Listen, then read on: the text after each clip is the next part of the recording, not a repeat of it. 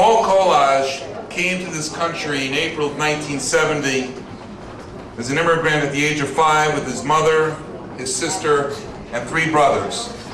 And like John, he came from nothing, but through dedication, perseverance, and hard work, has achieved that American dream, something that Larry Kudlow just talked about in terms of starting a small business and making it bigger. In 1986, he co-founded and launched famous Famiglia pizza chain on the Upper West Side. Today it operates stores and franchises in 26 states, in China, Ecuador, Japan, and Mexico. And over the next year, we'll be opening stores in Canada, the Middle East, and Europe. In addition to being a businessman, he serves on a myriad of boards, and he's an all-around great guy. And Paul exemplifies the principles that we hold true to our hearts as Republicans. And it's a true pleasure to recognize and honor him as our Entrepreneur of the Year. So Paul, you want to come up and say a few words? And he makes really good pizza too.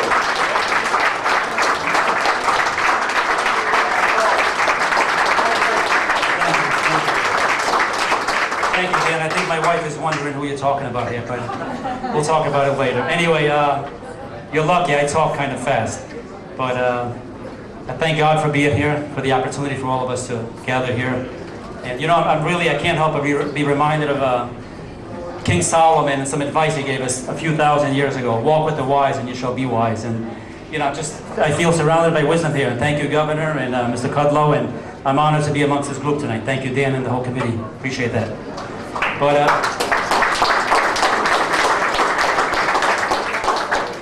you know, I don't know much about politics. I'm somewhat new to this crowd, but I feel honored and very, very welcome here, and thank you. But I want to talk about something unique. I want to talk about the American dream, because unfortunately in the media you don't hear about it too much, and I want to just stand there and tell you that the American dream is alive and well.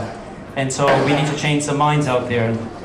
What's the American dream to me and my family? Well, the American dream is about a young college kid who made his way up to Harvard University, and in the middle of college there decided to drop out. And so trying to get Eric's in college there. And could you imagine if he got into Harvard and decided to drop out one day? And you'd probably give him a fresh one. But anyway, fast forward, Bill Gates today is the wealthiest man in the world, but more importantly and more notably than that, he and his wife are giving back and helping people in need around the world, and building hospitals and schools and fresh water and so forth. The American dream is about a young boy who came here as an immigrant many, many years ago, and today, thousands and thousands of jobs later here in New York City, Mr. Katsimitides is a great example of the American dream, and more importantly, giving back.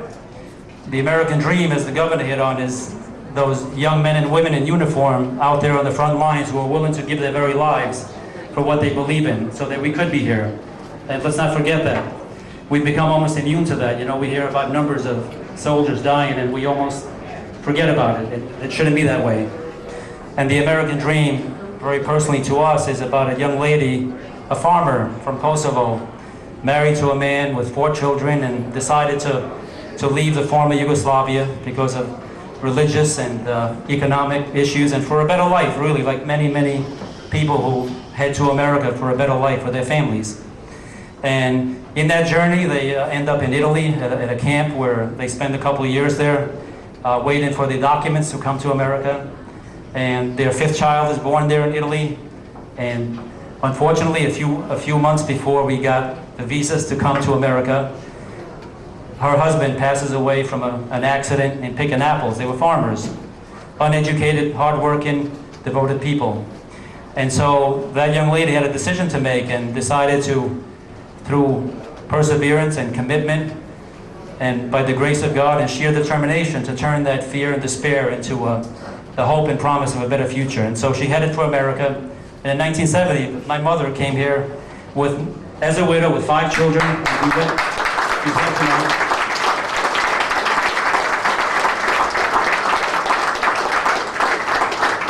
And that really is the American dream. And so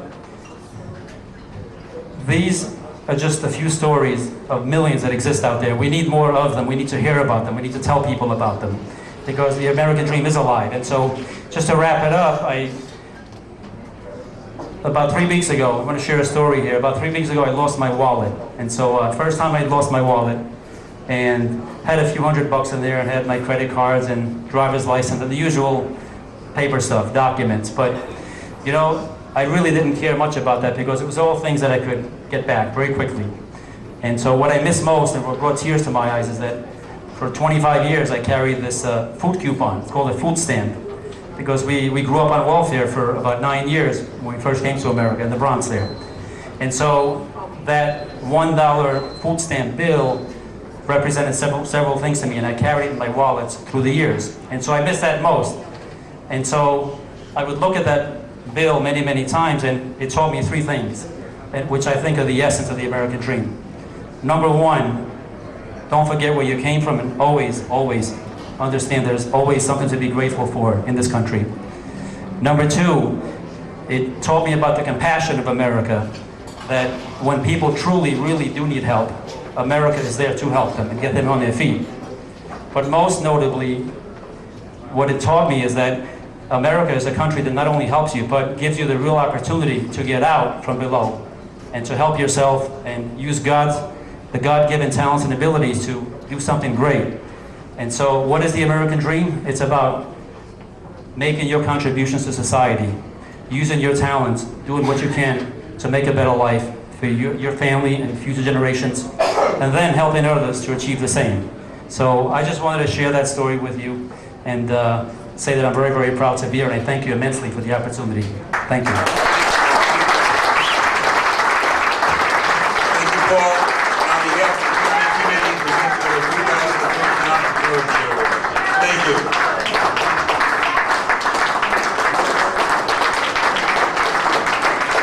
Paul Kolaj, everybody.